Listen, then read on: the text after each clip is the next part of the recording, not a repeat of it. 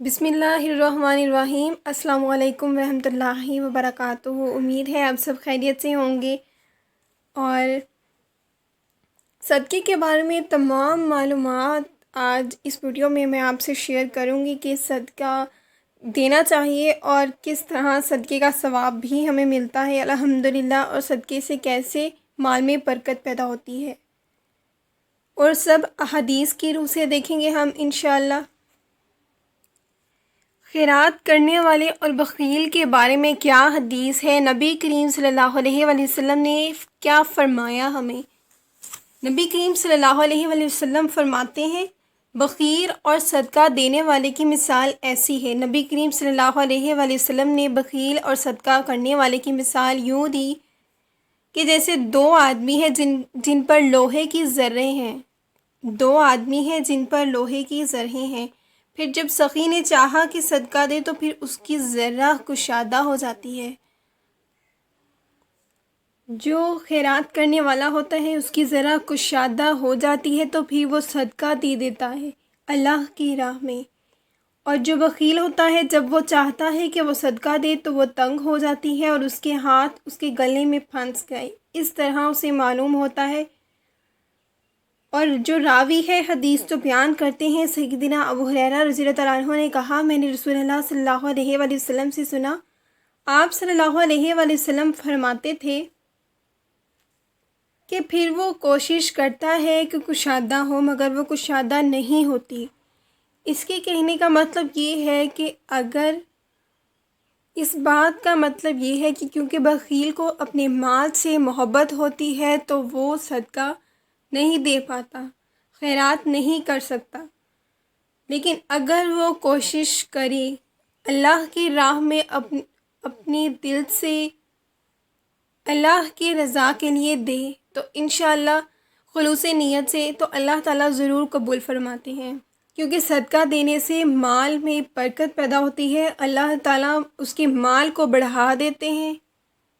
تاکہ اس کا مال بڑھ جائے اور وہ اور زیادہ صدقہ دے۔ سیدنا ابو ہریرہ رضی اللہ تعالیٰ عنہ کہتے ہیں کہ رسول اللہ صلی اللہ علیہ وآلہ وسلم نے فرمایا،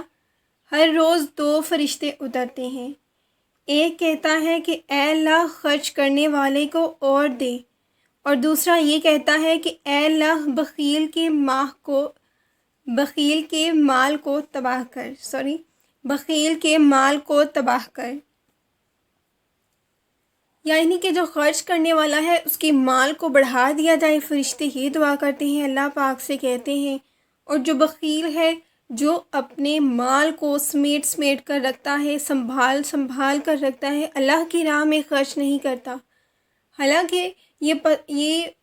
ہمیں ارشاد فرما دیا گیا ہے کہ ہمیں اللہ اور اس کے رسول صلی اللہ علیہ وآلہ وسلم سے محبت اپنے مال، جان اور اولاد سے بڑھ کر ہونی چاہیے، اور جن کو اللہ اور اس کے رسول صلی اللہ علیہ وآلہ وسلم سے سچی محبت ہوتی ہے وہی اللہ کی راہ میں کھلے دل سے خرچ کر سکتے ہیں۔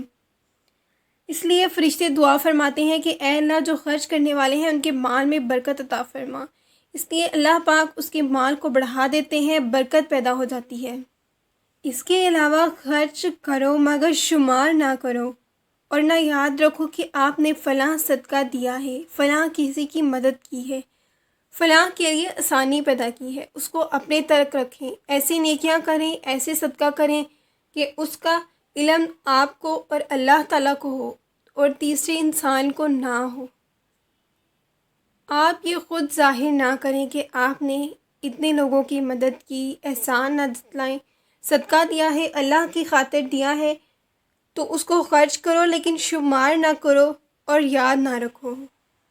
اس کے علاوہ عموماً سی بات ہے کہ جب عورتیں گھر میں ہوتی ہیں تو اس کے شوہر کماتے ہیں اور عورتیں صدقہ دیتی ہیں،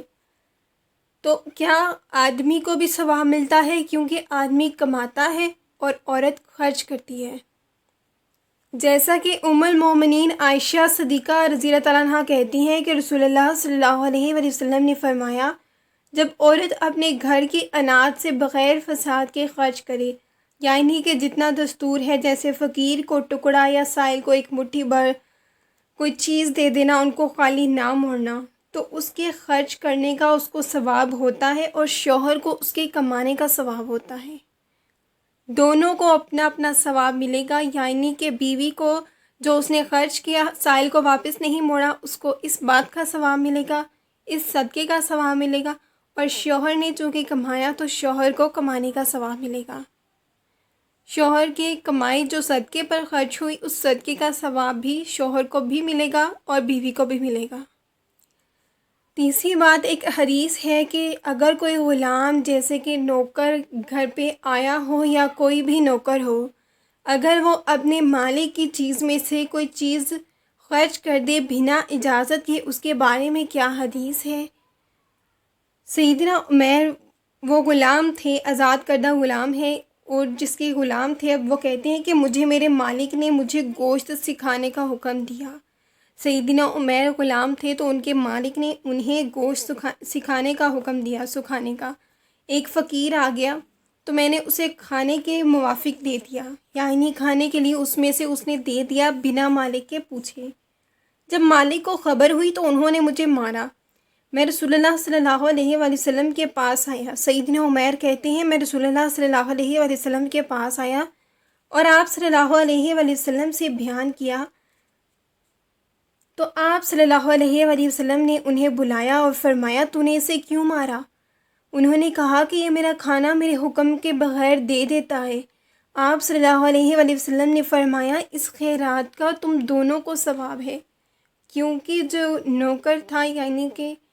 جو اس وقت غلامی میں تھے تو انہوں نے بنا اجازت کے دیا، لیکن انہوں نے خرچ کیا، انہوں نے صدقہ دیا، ان کو صدقے کا ثواب ملے گا، اور چونکہ کمائی مالک کی تھی تو ان کو بھی ثواب ملے گا۔ رسول پاک صلی اللہ علیہ وآلہ وسلم نے فرمایا کہ جب کوئی عورت نفلی روزے رکھے تو پھر اس کا علم اس کے شوہر کو ضرور ہونا چاہیے، اس کے شوہر کو پتہ ہونا چاہیے، بالکل ایسے شخص کے لیے جس کے لیے اس کا شوہر، بیوی کا شوہر رضامند نہیں ہے، اس کو گھر میں لانے کا پابند نہیں ہے، اس کو کسی کو گھر میں نہیں لانا چاہتا، تو اس کی بیوی کو چاہیے کہ اس کی غیر موجودگی میں بھی اس کو گھر میں داخل نہ ہونے دے۔ نبی کریم صلی اللہ علیہ وآلہ وسلم نے فرمایا جو عورت یعنی کہ اس کی کمائی سے، اس کی اجازت کے بغیر، اپنی شوہر کی کمائی سے اس کی اجازت کے بغیر جو کچھ خرچ کرتی ہے تو اس میں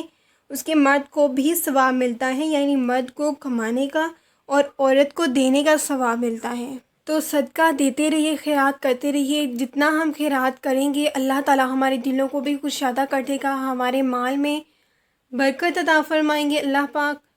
اور ہمارے رزق میں بھی انشاءاللہ اضافہ ہو جائے گا، اور اس کا ثواب ہمیں موت کے بعد بھی ملتا رہے گا، جیسا کہ میں نے پہلے بھی بتایا تھا کہ صدقہ ایک ایسی چیز ہے جس کا مرنے کے بعد بھی ثواب ملتا رہتا ہے۔ اور دوسری بات علم ایک ایسی چیز ہے جو ہم دوسروں کو سکھاتے ہیں اچھی بات، تو اس کا بھی ہمیں ثواب ملتا رہتا ہے جب تک کہ وہ عمل کرتا رہتا ہے۔ اس لیے جو بھی بات سیکھیں اس پر خود بھی عمل کریں، اور اس ویڈیو کو آگے بھی آپ نے شیئر کرنا ہے تاکہ دوسروں کو بھی پتہ لگے کہ صدقے کی کس قدر اہمیت ہے، اس سے مال میں برکت پیدا ہوتی ہے، اللہ کی رضامندی حاصل ہوتی ہے، اس کا ثواب اگر شوہر کماتا ہے بیوی دیتی ہے دونوں کو ثواب ملتا ہے۔ جو صدقہ دینے والے ہیں ان کے متعلق بھی نبی کریم صلی اللہ علیہ وآلہ وسلم فرماتے ہیں، کیونکہ سیدنا ابو ہریرہ رضی اللہ تعالیٰ عنہ کہتے ہیں کہ میں نے رسول اللہ صلی اللہ علیہ وآلہ وسلم سے سنا، آپ صلی اللہ علیہ وآلہ وسلم فرماتے تھے اگر کوئی صبح کو جا کر لکڑی کا ایک گٹھا، یعنی کہ لکڑیاں جب باندھی ہوئی ہوتی ہیں نا، لکڑیوں کا گڈھا اپنی پیٹھ پر لا دے اور اس سے صدقہ دے اور اپنا کام بھی نکالے، یعنی کہ اس سے اپنی روزی روٹی بھی نکال لے اور صدقہ بھی دے دے تاکہ وہ محتاج نہ ہو، یہ اس کے لیے اس سے بہتر ہے کہ لوگوں سے مانگتا پھرے، یعنی کہ مانگنا نہیں چاہیے۔ اگر وہ محنت کرتا ہے اور اس میں سے صدقہ بھی دیتا ہے تو یہ بہت بہتر ہے، کیونکہ بلا شبہ نبی کریم صلی اللہ علیہ وآلہ وسلم نے فرمایا بلا شبہ جو اوپر کا ہاتھ ہے یعنی دینے والا ہاتھ ہے، وہ جو نیچے والا ہاتھ لینے والا ہے اس سے بہتر ہے، اور پہلے صدقہ اس کو دیں جو آپ کے ذمے ہے، کیونکہ صدقے کے متعلق ایک اور حدیث ہے، رسول اللہ صلی اللہ علیہ وآلہ وسلم نے فرمایا جو امیری ہے یہ سامان بہت زیادہ ہونے سے نہیں ہوتی بلکہ امیری دل کی بے نیازی ہونے سے ہوتی ہے۔ جب آپ کے پاس سامان زیادہ ہوتا ہے یہ امیری نہیں، آپ کھلے دل کے مالک ہوں، مال کو خرچ کرنے والے ہوں، یہ اصل امیری ہے۔ امید ہے آپ نے آج اس ویڈیو سے کچھ نہ کچھ سیکھا ہوگا۔ تو اس بات کے ساتھ مجھے دیجیے اجازت، انشاءاللہ نیکسٹ ویڈیو میں ملیں گے۔ نیکسٹ بھی آپ کے لیے بہت اچھی باتیں لے کر آؤں گی۔ جزاک اللہ خیر، فی امان اللہ۔